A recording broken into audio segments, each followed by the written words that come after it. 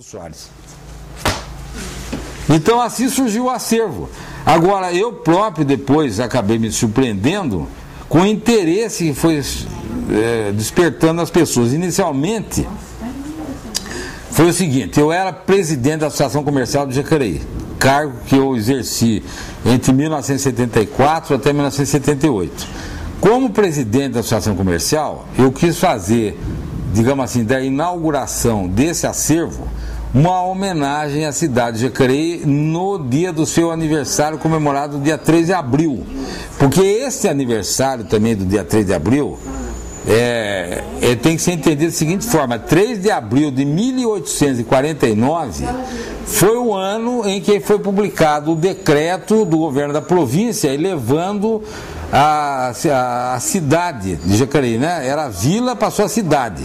Então, o município como cidade, então, data de 3 de abril de 1849. Então, no dia 3 de abril de 1978, com o objetivo de fazer uma homenagem do comércio, da entidade representativa do comércio, a Associação Comercial, entidade que eu presidia, então eu fiz uma exposição, ficou exposto o acervo durante 3 meses, ficou até julho, né? O acervo exposto aqui na Associação Comercial. E depois disso, depois de um período de ostracismo aí, que o pessoal parece que esqueceu, ficou engavetado o arquivo, aí recomeçou através da Ludmila Muchagata, que veio me pedir, me lembro bem, foi a primeira pessoa que veio emprestar fotos, que queria fazer uma exposição numa escola. E depois aquilo foi indo um atrás do outro, e eu sempre tenho servido essas pessoas que querem expor, e até mesmo às vezes coisas de natureza diferente, por exemplo, estudantes de arquitetura, que às vezes querem para mostrar determinados estilos arquitetônicos de época, né? Ou até mesmo pessoas ligadas ao esporte também, fotografia, como eu já falei, que eu tenho. O Rio Paraíba, por exemplo, a parte de natação, né? O rio era muito limpo, né? Antes de papel simão e essas coisas todas que vieram poluir o rio, o rio era muito limpo, né? E então ele era utilizado muito para natação. E tinha até trampolim ali perto da ponte. O próprio Esporte Clube Elvira teve lá uma sede náutica aqui também, onde ainda hoje é propriedade deles, né? Só que tinha trampolim, o rio tinha um nível mais alto, né?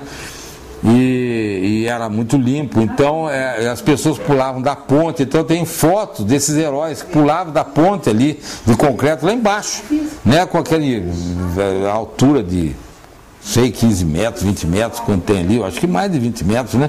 E então uma opção de coisa assim que também de interesse. Do Teatro Municipal de Jacareí, do Teatro de Jacareí que existia na Avenida do Chimalto, não tenho. Você está bem informado, hein? Está bem informado, porque eu sei disso também.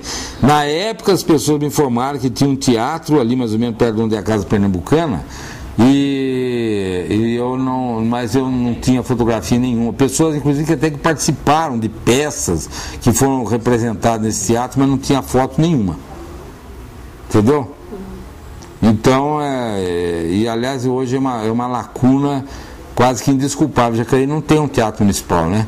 Aqui o Cine Rosário, que está aí há tantos anos fechado, já foi objeto de projeto na Câmara Municipal para ser desapropriado para ir ser feito um teatro municipal, porque tem 1.200 lugares, né? E reuniria todas as condições, né? E está aí parado. O projeto, você lembra ou não? O vereador Pedro Faria, que não é mais vereador, foi vereador em 2 legislaturas passadas, né? O que mais quer saber? Eu agradeço muito da sua colaboração. Eu gostaria de saber se você imagina um modo formal de como disponibilizar esse material, porque você me disse que já teve a intenção de adquirir uma casa para poder expor. Existem políticas agora a nível da cultura que poderiam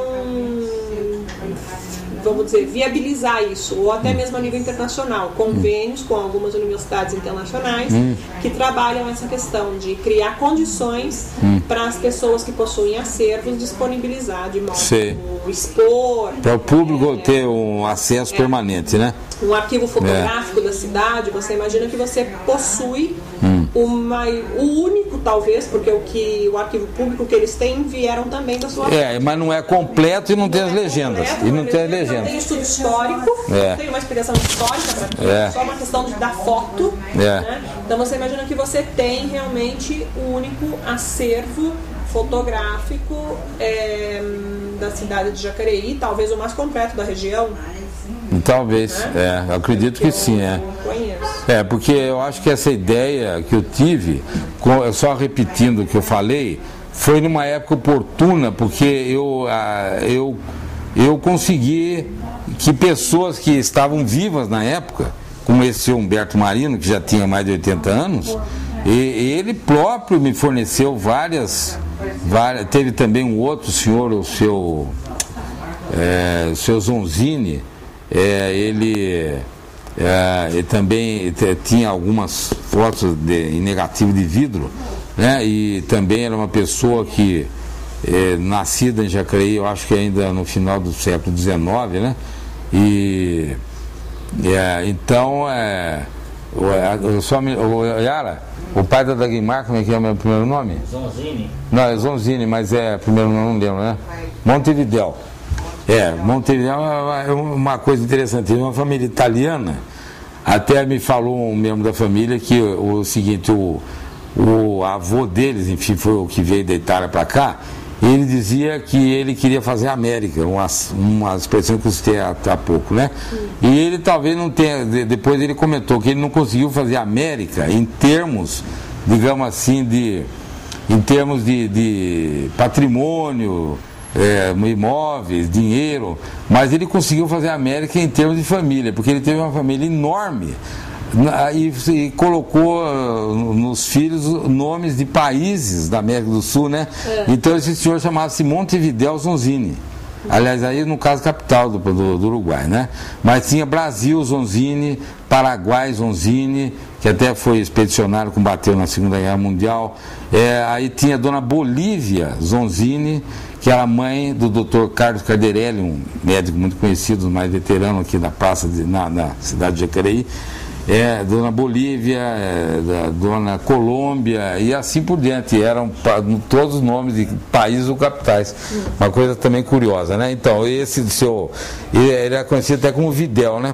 Montevidéu, muito comprido, então o seu Videl, ele tinha uma bicicletaria até e ele tinha muitas fotos de Jacareí e assim até grande parte nesses negativos de vidro, né? Então, isso aí foi uma coisa feita em momento oportuno, quer dizer, coisas que iam se perder, eu recolhi, reproduzi e coloquei tudo junto, né? Formando um acervo que foi bastante abrangente sobre a história de Jacareí. Parabéns. Obrigado. No âmbito das lendas da cidade, você tem um conhecimento profundo também sobre as lendas ou não? Você nunca deu muita atenção? Não, eu sei de duas moças e duas professoras que fizeram uma pesquisa sobre isso, né? Só pesquisando lendas, até elas fizeram causos, né? Que, como se falava, né? Casos, né? Então, causos e lendas da história de Jacareí. Eu até tinha, esse é um livreto, um livro, né, de pequeno porte, e eu tenho até, não sei onde está colocado, e andei lendo alguma coisa que elas escreveram, mas eu particularmente não tenho assim... Da sua tradição oral que você recebeu, dos seus avós, não existe nada muito significativo nesse âmbito? Não, de lendas não, mas eu tenho coisas que eu citei nesses meus artigos de jornais, né? Coisas assim muito interessantíssimas. Por exemplo, a minha tia Vera, que era a irmã mais velha do meu pai, me contava muita coisa, né? Então ela contava coisas, por exemplo, assim, que ela viveu. Meu pai nasceu em 1905 aqui em Jacareí, né? Era o mais novo dos irmãos. Então a minha tia Vera, que era mais velha, ela é nascida na década de 1880, então ela viveu o final do século XIX aqui, né? E ela ouviu, ou contavam também para ela, né? E ela tinha atenção com isso, coisas, por exemplo, do apogeu do café. A estação ferroviária, que como até não citei uma coisa importante também, né? Ela começou com uma bitola estreita, depois de 1906 foi reinaugurada toda essa estrada de ferro com uma bitola mais larga, que até hoje é a que existe aí, né? Que hoje pertence à MRS Logística, é a bitola larga, né? Então, aí a estação de estrada de ferro, porque vocês façam ideia, por exemplo, assim, na pacatez, né? O aspecto totalmente pacato de uma cidade interiorana do século XIX, de repente começa a passar trem, né? Então era um acontecimento, imagine uma coisa espetacular, todo dia veio passar o trem, né? E meu pai contava, por exemplo, que os meninos do início do século XX, uma turma da qual ele fazia parte, e eles sabiam, quando o trem apitava lá no Campo Grande, eles sabiam qual é o trem que vinha vindo pelo apito, quem era o maquinista e qual era o número da locomotiva, entendeu? Então era um fascínio o negócio de passar trem, de ver passar trem, né? E se frequentava a estação porque passava muita gente bem vestida, pessoas que estavam trafegando de São Paulo para o Rio de Janeiro, né? Então fretava-se moças e rapazes que estavam aqui, os que estavam no trem, aquela coisa, né? E então a estação era um ponto chique. Eu fiz até um dos meus artigos de jornais, que eu fiz 4 ou 5 artigos sobre a estrada de ferro. Um deles é isso aí, que a estação era um ponto chique, né? Então, ainda voltando um pouquinho mais, que isso já dentro do século XX, que as pessoas vinham, era ponto de encontro, a plataforma da estação e tal, mas voltando um pouquinho ao século XIX, o trem passava, e então era como cada trem, é o que se conta, né? Cada trem que passava despertava uma emoção como se fosse o primeiro, né? Entendeu? Então a cidade vibrava. Até a passagem do trem aqui é que trouxe também o centro comercial, que era lá na rua Luiz Simão, lá embaixo, né, chamada Rua de Baixo, lá, era de lá, ali mais ou menos em mediações da Igreja Matriz e tal, veio caminhando para cá, puxado pela estrada de ferro e a estação ali localizada, né? Como eu já falei anteriormente, em 1876, né, foi inaugurada a estrada e a estação lá. E já era ali uma pracinha que chamava-se Largo do Bom Sucesso, e contígua uma praça chamada Praça da Estação, que hoje é Praça Raul Chaves, onde era a antiga sede do Banespa, hoje Santander, né? Ali é Praça Raul Chaves, primitivamente chamava-se Largo da Estação, Praça da Estação. Então, sobre o Pelourinho de Jacareí, você sabe alguma coisa? Não, Pelourinho não sei. Quem tem bastante coisa sobre isso é sobre SL. Pelourinho não sei, mas só completando o que eu queria falar da estação, né, que a estação representava um ponto muito importante. Então a minha tia Vera contava que aquele pessoal que era mais rico, o pessoal aí ligado à cafeicultura, as moças no domingo de manhã, após a missa, iam passear na estação. Então iam de cabriolé, que era uma pequena carruagem, né? Veículo de tração animal. Iam de cabriolé até a estação. Aí aquele que dirigia a carruagem, né, o chamado cocheiro, ele descia primeiro, desenrolava um tapete, né, em frente à plataforma da estrada de ferro, e as donzelas da época então desciam de vestido branco, que ia até o chão, e para não sujar o vestido, percorria a passarela para ter acesso à plataforma da estação, onde havia um footing, um flerte, passava o trem. Então tudo era uma coisa de uma emoção de grande porte. É uma enorme emoção. Agora, muito interessante é o seguinte: eu arrumei uma foto que eu tenho no meu acervo disso daí, as moças na plataforma da estação. Publicada num almanaque que foi feito aqui em Jacareí em 1906. Então aparece isso daí, as moças na plataforma da estação. E a minha tia Vera contava, entre outras coisas que me contava isso aí, né? Quer dizer, essa rotina da manhã de domingo, e que as moças e os rapazes também iam, né, na estação. E isso continuou durante muito tempo. No decorrer de décadas do século XX, da década de 1920, 1930, 1940, essa frequência, a estação que me contaram várias pessoas, né, quando a Praça Conde Fronten, que era o centro, que todo mundo ali se reunia, tinha os bares da praça, né, e o Clube Elvira até hoje tem sede lá, e o Trianon também teve sede ali, né? Então clubes, bares, cinema, né? O cinema mais antigo de Jacareí, que é o Cine Rio Branco, que agora é a Igreja Universal, né? E que já sucedia um outro cinema que tinha anterior a ele ali, num casarão antigo, né? Que fez o primeiro cinema talvez a funcionar aqui em Jacareí, e depois passou a ser Cine Rio Branco. Daí eles demoliram o casarão, fizeram lá um prédio mais novo, e que não é o atual, que também já foi demolido, e depois foi feito o que está lá, que hoje foi vendido para o alugado, não sei, para a Igreja Universal, né?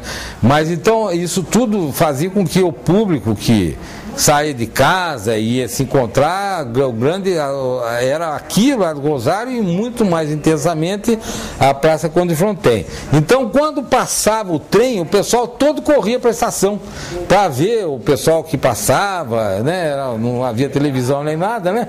E tinha um cinemazinho só, então era um barato, né? Era uma coisa do outro mundo ver os passageiros dentro dos trens, e as moças, os rapazes, as pessoas bem vestidas, etc. Tá? Coisa que eu me lembro que aí agora de momento assim, que eu achei importante também contar. Certo. E tem mais alguma coisa que você acha importante? Não, aqui tem coisas que são dignas de nota, né? Por exemplo, a estrada de rodagem, né? A antiga estrada Rio-São Paulo, passava dentro das cidades, né? Imagina, até ser feita adulta, inaugurada em janeiro de 1951, o tráfego que trafegava no sentido São Paulo-Rio, Rio-São Paulo, passava dentro da cidade. Então aqui os bares ali da praça eram restaurantes também, porque as pessoas paravam, né, para fazer refeição. Lá na Siqueira Campos, na avenida lá, tinha uns bares que atendiam muitos motoristas de caminhão, né? Então ali formavam-se extensas filas de caminhões que estacionavam ali para o pessoal fazer refeição.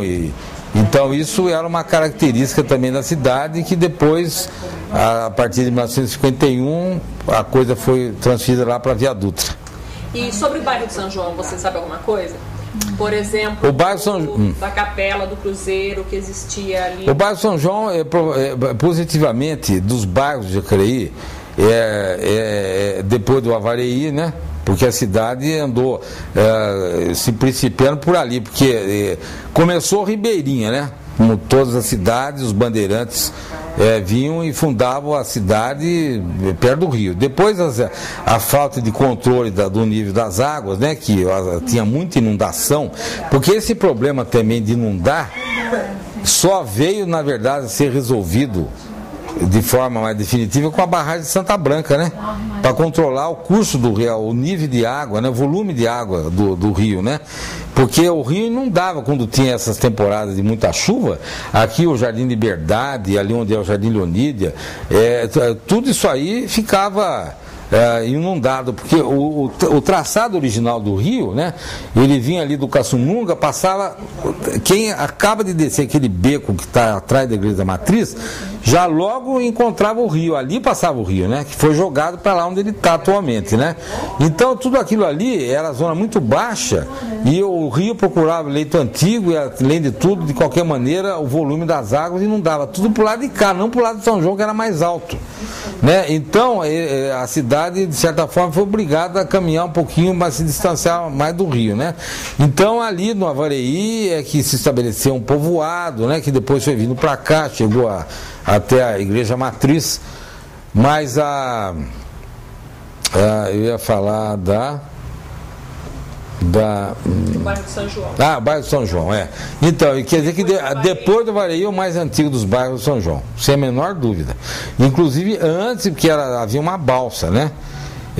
Quando o Dom Pedro passou aqui em 1822, que eu falei que ele pousou aí, pernoitou numa casa ali, numa residência no Largo da Matriz, ainda não havia ponte, né? Que conta-se, né, que não atravessar no cavalo.